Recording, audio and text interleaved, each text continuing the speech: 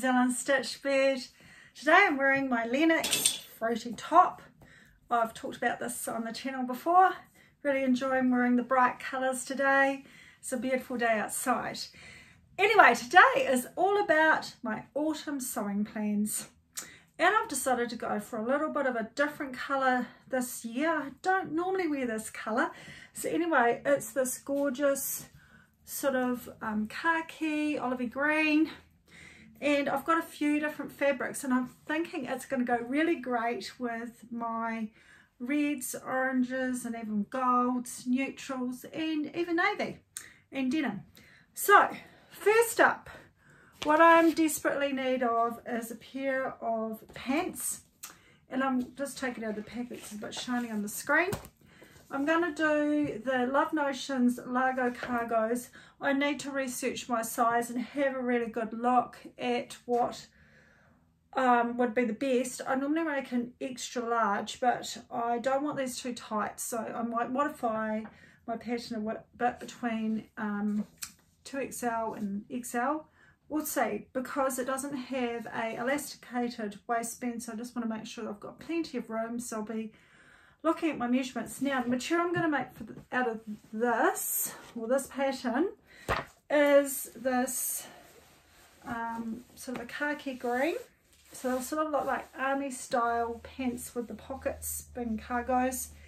And I've got quite a bit of this. So I'm thinking about making kind of a semi kind of a suit thing. And I have got, just looking for it in my pile here, the Pattern Emporium Smitten cropped jacket. Now, I don't normally wear a cropped jacket, but I thought that this could be quite cute if I wear a longer top with my pants, A, or B, if I wear it with a dress. So I'm actually going to give it a go. It's kind of outside my comfort zone, and I noticed on Lifting Pins and Needles, Karina actually made one in a similar colour and it looked amazing on her. So it's given me the courage, and that's what we do in our little sewing community. We give each other the courage to actually try something new. So I'm actually going to give that a go. I'll make the longer of the two versions to make sure that it's not too short on me. Anyway, so that is out of the green, and it's kind of like, I don't know whether it's got any stretch in it. I'll just check that out. I don't think so. No. So it's a bit like a gabardine, like the old-fashioned gabardine, but it's a bit thicker. Probably, unfortunately, 100% polyester, but I don't mind that in the winter because you don't get quite so hot, obviously, because it's cold. So that's for those two pieces, which I think are going to be great pieces for mixing and matching. Now, thinking back to when I was trying to come up with like a summery jacket, and I did two different versions, which I have been wearing as like little summer jackets, but I thought that I might, now we're moving into autumn, do something that's going to be a bit more trend seasonal. So I am going to go for the Quinn cardigan, and I'll put pictures of all these patterns and all the links to the patterns in the comments below. So this is a Quinn cardigan, and I want to do the version that has the big band across the bottom. So see if I'm going close, that one there. And it's got the band and it's got more of a collar on the top. So that's the version I want to do. And I'm going to again do something a bit different. It's in this knit that's kind of a heavy mesh. And the reason I'm planning to do it in that is because I'll wear it over merino or something like that if it's really cold, or over a t-shirt or a long sleeve tee. So I don't have to have a lot of warmth in it. It's more of a layering piece, just to give a little bit of style and just another piece to put over the top. And I've bought this woven in this sort of neutral colour, and it's kind of got a suede tinsel feel about it, and that's going to be for my button placket. And if I choose to do any other little embellishments on it, I haven't totally decided yet, but that's in my autumn plans. And guess what, it's going to look amazing. Let's grab this. Amazing with the khaki. So I think that's going to be a good plan. So that's that one. Not sure about what colour buttons I'll put on it, but anyway, we'll get to that. The next one, I didn't really do my homework and I didn't really find the page, so I'm just flicking through this book. And I've just bought this book. I got it out from the library actually, and I thought actually this would be a good book to buy, and it's So Beautiful by Kenneth Wong. And I'm trying to find the pattern. No, it's not that one. This is being disorganized. I was going to put a little bookmark in the page, but it's got some awesome patterns in it, so I really recommend. Here it is. And I don't know whether I'm saying this right. The Rosy top. And what it is, you can see, if I'll put a picture up if I can. It's kind of got a bit of a flounce around the base. You can see it there. And it's got its own little scarf. So that's what I'm going to do in my green knit. And this green knit. So I'm going to essentially have 3 pieces that are going to be in this olivey green knit that I can mix and match with my navies, my naturals, my oranges and my reds. So that's the plan for that piece.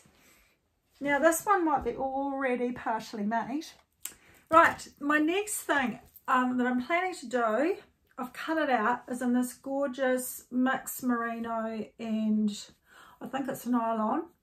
It's got sort of an interesting sort of texture to it, a few different colours there.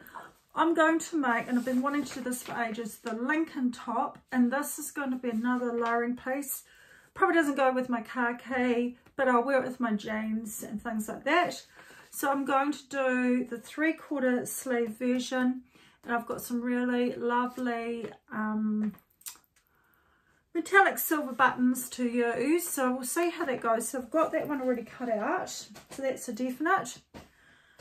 The next one is, and I'll put a pic up here, the Love Notions new Noir dress pattern, and I'm going to make it in this Ponte, navy Ponte. I think a navy dress in the winter for me, or autumn transitioning to winter, will be a really good piece. It will go with my green bomber jacket that I'm going to make, and I've got my wool blanket coat in yellows and things which will look really cool with it. So that's the plan for that. And then, because I've been doing so much sewing lately, and I'm going to show you probably in the next week's videos the pieces that I've made recently. However, I have got lots and lots of scraps left over, and they're not enough to make one garment, but enough to potentially make half, or a sleeve, or a front, or a back. And Ellie and Mac have put out this amazing dolman top, and you can mix and match your front and backs. You can add different sleeves. You can really play around with it. It's really cool for creating your own patterns, and I'll put some pics up here too from their site. So I thought that would be a really great one to sort of upcycle some of my, or use some of my leftover pieces. So I'm planning to do that. And I'm not sure yet. I'm thinking I might even be able to make the back, if I make a big enough size, out of a woven, and mix and match some of my pieces. Obviously the sleeves I'll have to do in a stretch. However, I just think it's going to be a really fun pattern. Now I'm just looking at it to see what we've got. We've got a solid bodice, colour block bodice, or a centre pin tuck bodice option for both front and back bodice pieces. We've got 3 lengths. We've got a crop length, a hip, high hip length, and a hip length. I'm imagining I will do the hip length since we're moving into autumn. 4 neckline options. You've got a crew, a scoop, or a V-neck. I'm really partial to a V-neck myself. However, I'm really enjoying the look of this two-toned one with the round neck. 2 bottom finishes. You could have a hemmed, or you can have it with a waistband or band. 3 hem sleeve options, short, 3/4 and long sleeve, 3 cuff sleeve options, short sleeve, long cuff, 3/4 length, 3/4 sleeve and long cuff, long sleeve with regular cuff. And of course, as usual, they come in the A4 option for you to print at home with the layered sizes, which, I mean, it's just a no-brainer, isn't it? If you want to print at home, you can print the size that you're actually after. I often print toe sizes, because if I'm between the toe sizes, or if I'm not sure one size is going to totally fit, I can have the two sizes just to blend. So I often do that. Of course, you can get the AO print size and the projector files. So I'm not quite actually at the projector files yet, but that's one of my goals probably later in the year, is to look at that. And the instructions, I have to say, I was a bit naughty.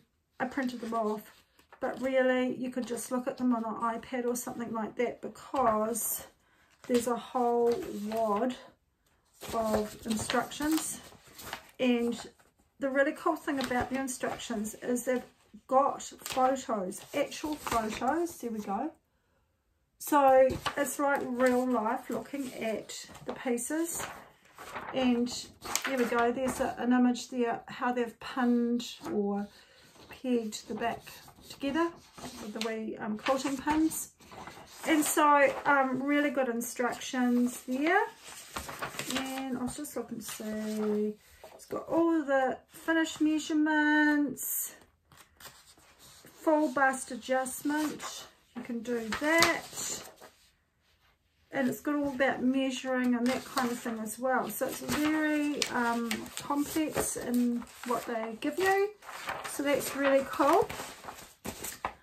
So hopefully I will get that made up. I'm going to look through my wee stash of scraps and see if we can come up with something really fun. I'm not sure whether I've got any of this left over. That could be fun for maybe part of it, but we'll see. Anyhow, so that's a lot to do.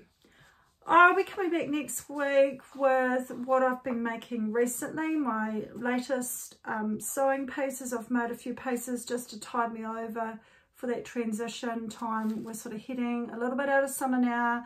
I noticed some of the trees are starting to change here in Canterbury, and we're not having to water the lawn quite so much.